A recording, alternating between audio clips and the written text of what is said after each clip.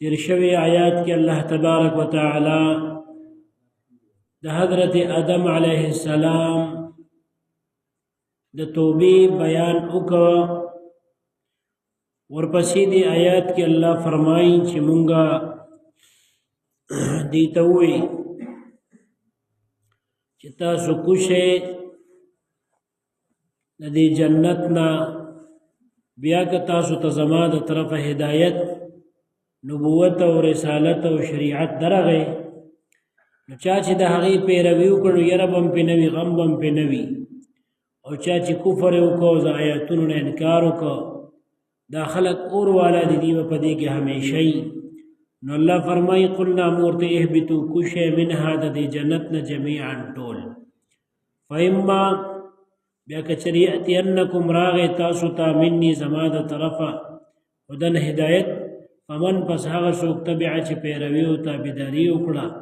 خدایا زما د هدایت، فلا خوف نه به وي یره علیهم په ده باندې، ولا هم یحزنون نه به غمجن شي. والذین هغه کسان کفرو چې کفر یې وکړه وکذبو دروغجن یې وګڼه بآیاتنا آیتونه زموږ، اولئک اصحاب النار دا اور والا دي، هم دی و فیها په دې اور کې خالدون همیشه وي. الله فرمایي موږ ورته وی دي جنت نه کوشئ،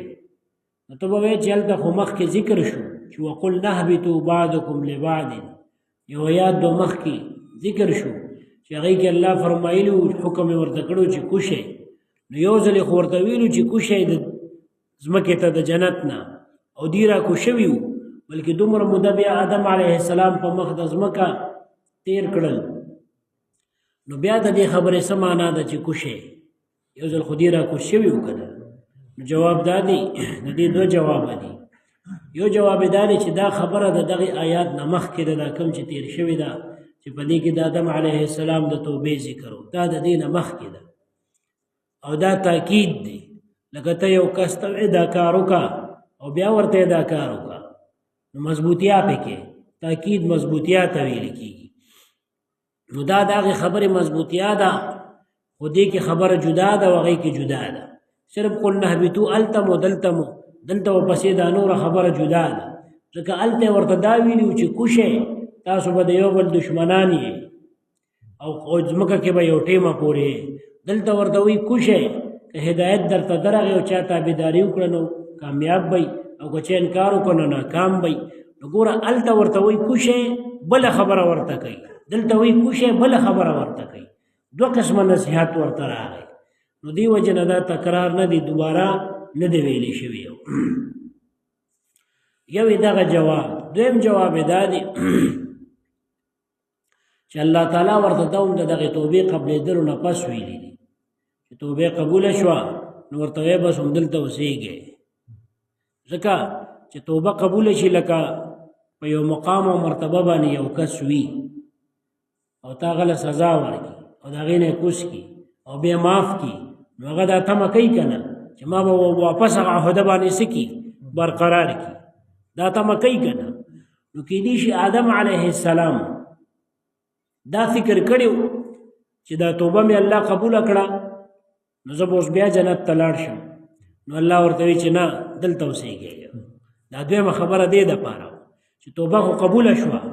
معافي درته وشوه، خو ته مې چې کوم ځای له پیدا کړی وي همدلته اوسېږئ. بیا ورته داسې ووایي چې بیا که هدایت راغی تاسو ته، اولاد ته وایي، آدم علیه السلام خو په هدایت و، خو د الله پیغمبر و، خو دا خبره هغه ته ده، خو مراد ته د هغه اولاد دی تر قیامته پورې څومره چې راځي. بیا که درته وي زما د طرفه هدایت راغی، هدایت څه ته وایي؟ هدایت چې دی نو شریعت دی، واضح دلایل دی، معجزات دی، انبیاء او رسولان دی، شریعتونه دی. او یو تفسیر دام دی چې هدایت نه مراد قرآن دی، او یا هدایت نه مراد نبی علیه السلام دی، چې دی درته راشي او چا د هغه تابعداري وکړه، نه به په بیاره وي او نه به په غم، نو اوس ته به وایې چې د نبي علیه السلام چې چا تابعداري کړې ده په هغه خو یره مو او غم مو. نو الله څنګه دلته فرمایي چې په دې به نه یره وي نه به غم وي، بلکې حدیث مبارک کې خو راځي اشد البلاء الانبیاء ثم الامثل فالامثل، ټولو کې سخت مصیبتونه په انبیاء کرامو راغلي دي، بیا څومره چې هغې ته څوک نږدې وي په هغې راځي. نو دلته خو الله فرمایي غم به پرې نه وي او په دې خو غمونه راځي. یا بل ځای کې الله قرآن عظیم الشان کې اولیاء باره کې فرمایي چې الا ان اولیاء الله لا خوف علیهم ولا هم یحزنون.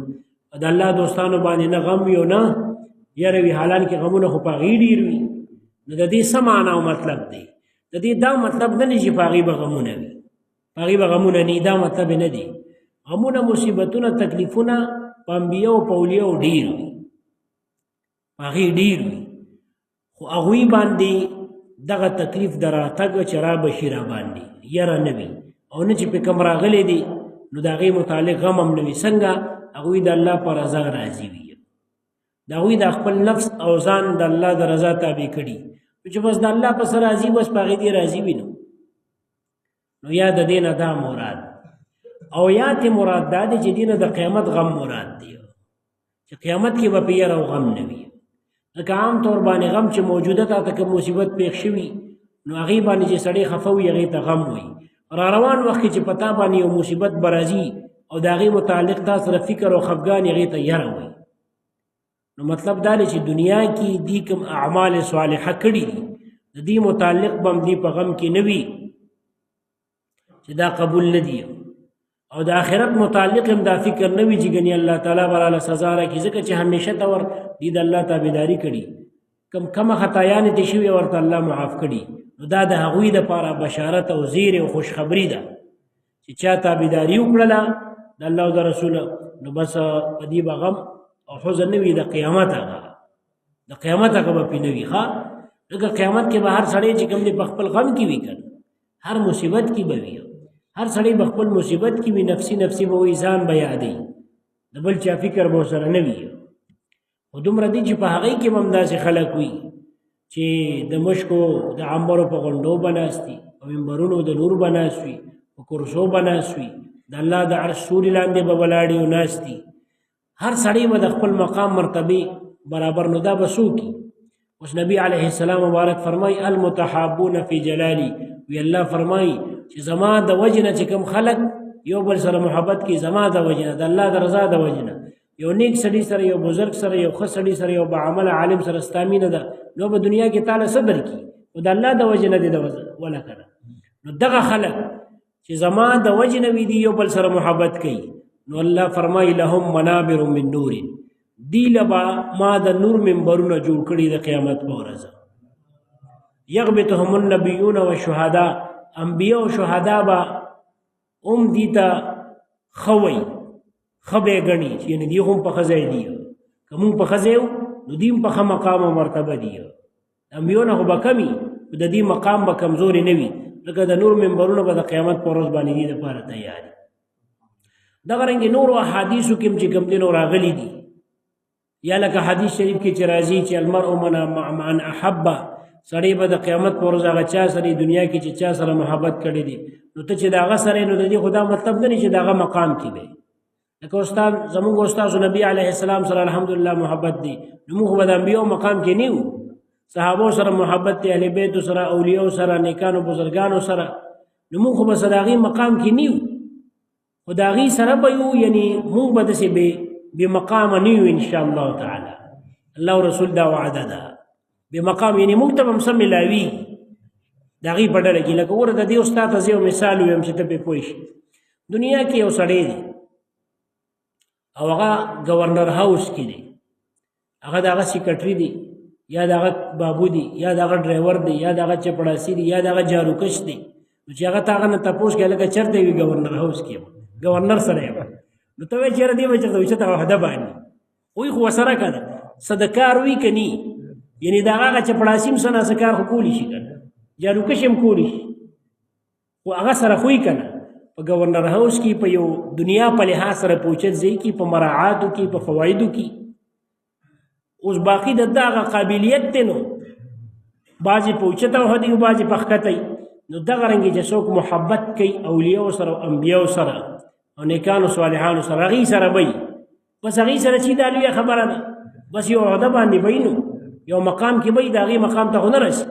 اوس که یو سړی گورنر ته ډېر هم نږدې شي نو گورنر یې په خپله کرسۍ نه کښېني چې دا هم تا ته پرېږدم راځه، داسې کوي نه، هغه په خپل ځای دی په خپل دغه رنګي ترتیب او مرتبه شته خو په دې به غم او حزن نه وي او چې کوم خلک د دوی هغه محبت کوونکي دي نو په هغې به هم نه وي څه خبره وه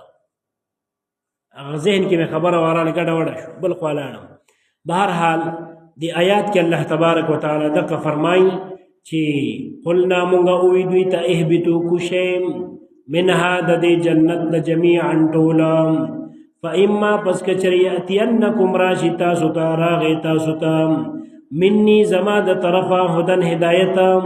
فمن تبع چا چې پیروي وکړه تابعداري وکړه خدایا زما د هدایت فلا خوف النبوي علیهم په دوی باندې ولا هم يحزنون نبغم جنشیا والذین هغه کسان کفروا چې کفر وکړه وکذبوا دروغجن وګڼه بآیاتنا آیاتنا زمونږه اولئک دغه کسان اصحاب النار اور والا دي هم دوی وفیها په دې اور کې خالدون همیشه وي ځکه چې هلته مرګ نشته مرګ بس دقه یو مرګ دی چې ته کوم اوسه کې او بیا پس د مرګ را ژوندی شي نو بیا هلته مرګ نشته دیو جن حدیث شریف کې راځي چې جنتیان جنت ته لاړ شي جهنمیان جهنم ته لاړ شي نو دا مرګ به وي د ګډ په شکل کې راوستلی شي او د جنت او جهنم منځ کې به حلال کړي شي یو شکل بولا الله ورکی بیا به اعلانو کې جنتیانو ته او جهنميانو ته جهنميانو ته به موي همیشه به تاسو په دې کې مرګ نشتا جنتیانو ته به موي جنت کې تاسو همیشه به مرګ نشتا وی که څوک د غم د لاس او د خفګان د لاسه که مرګ هلته وي نو جهنميان به د غم د لاسه مړ شوي وي هلته چې دا اعلان ووي ځکه د هغې خو به څه امید دي چې زه چېرې خو به وځو یا به مړه شو او که د خوشحالۍ د لاسه هلته مرګ وي یعنی که مرګ وي نو جنتیان به د خوشحالۍ د لاسه مړه شوي چې وایي موږ به همیشه دلته یو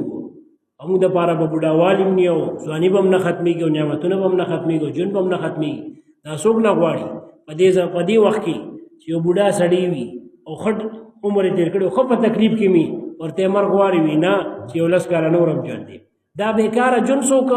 نه دي که کوي وي چې وي نو چې بیا هغه همیشه نعمتونو والا ژوند دي او تکلیف او مصایب هم پکې نه وي مصیبتونه هم نه وي ټولې مزې وي نو څوک به بیا غواړي او چې چاته پته ولګي چې ده به همیشه دی کیم نو دا به څومره د خوشحالۍ مقام وي د دپاره نو ځکه الله فرمایي هم فیها خالدون اور والا به هم په دې جهنم کې همیشه وي خو نور آیاتونو کې راځي چې جنتیان به هم په جنت کې همیشه وي او بله لویه خبره به دی چې د الله رضامندي به هم پکې وي لکه چې کله جنتیان جنت ته لاړ شي او دې ته نعمتونه میلو شي وي الله تعالی به ورته وي چې تاسو مانه خوشحاله یې وي الله هغې به ورته چې ربه موږ به تا نه څنګه نه خوشحالېږو مونږ ګناهونه دې معاف کړه زموږ مخونه دې سپین کړه موږ له دې جنت راکړه او نو الله تعالی به ورته وایي چې زه تاسو له یو بل نعمت در کوم وي هغې به وایي چې ربه دا کوم یو نعمت دی چې د دې نعمتونو نه بخي وي هغه دا دی چې زه خپل رضا او خوشحالېدل تاسو دپاره حلالوم همیشه به زه تاسو نه راضي یم چېرته به درته غوسه نه شم دا به لوی نعمت دی ورضوان الله اکبر قرآن کې الله د هغې ذکر کړی چې جنت کې نور نعمتونه هم دي خو د الله رضامندي چې ستا دا یاره نه وي چې الله به ما ته نور غوسه شي ځکه هر یو سړی دنیا کې دی نو خو په دې یېرېږي چې مسلماني چېرې الله غوسه نه شي دا نعمت رانه وانلي داسې ونه شي داسې ونه شي دغه یاره به ختموي بل د هغې نه پس به بل نعمت دا وي چې حدیث مبارک کې راځي چې جنتیان جنت ته لاړ شي او نعمتونه ورته ټول میلو شي نو بیا د هغې نه پس الله تعالی به ورسره همدقسې خبرې وکړي دا مخکې چې ما ووایي حدیث کې ذکر دي نو بیا به ورته الله فرمایي زه یو بل نعمت تاسو نه در کوم نو هغه نعمت به دا وي چې الله تعالی او د بنده منځ کې څومره پردې دي به ختمې کړي الله او د جنتیان به الله تعالی ویني نو چې الله ویني نو دا به له دومره مزه ورکوي چې څومره نعمتونه جنت کې دي ته میلو دي د هغه ټولو نه به له زیات خوند د الله ذات ته کتل ورکوي الله دې نصیب کړي او صحابو ته نبی علیه السلام فرمایي وي تاسو تپوس دې هغې کې چې موږ به الله وینو جنت کې نو هغې ورته وایي چې تاسو کله نور یا سپوږمۍ ته ګورئ نو ټولو ته یو شان ښکاري که نه یو بل له دیکې ورکوي او یا مزاحمت کوي یا مشکل یې درته بعضو ته ښکاري بعضو ته نه ښکاري وي نه ټولو ته یو شان ښکاري وي څنګه چې دې کې تاسو ته مشکل نه وي دغه رنګې الله تبارک وتعالی بلا کیفه او بلا تشبیه په جنت کې به مؤمنان ویني او یو بل ته به داسې ټولو ته به یو شان ښکاري داسې به نه وي چې چا ته ښکاري او چا ته نه ښکاري داسې به ویني قرآن کې الله د هغې ذکر بل ځای کړي وجوه یومئذ ناظره الی ربها ناظره چې ډېر مخونه به په هغه ورځ باندې تر و تازه وي او خپل رب ته به کتونکي وي نو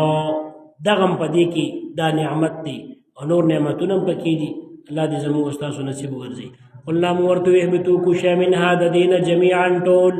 فاما پس کچرې یأتینکم راغی تاسو ته مني زما د طرفه هدن هدایت فمن تبعا فمن پس هغه څوک تبعا چې تابعداري وکړه پیروي وکړله یعنې وی منه هدایه هدایت زما فلا خوف نبویر علیهم فدبانی ولا هم یحزنون بغمجن شیا والذین کسان کفروا چې کفر وکړ وکذبوا دروغجن وګڼه یا نسبت د دروغ وکړ دواړه معناګانې کولی شي بآیاتنا زمون آیاتونو ته اولئک دغه کسان اصحاب النار اور والا دي هم دوی وفيها په دې اور کې خالدون همیشه. صدق الله العظیم. اللهم صل علی سیدنا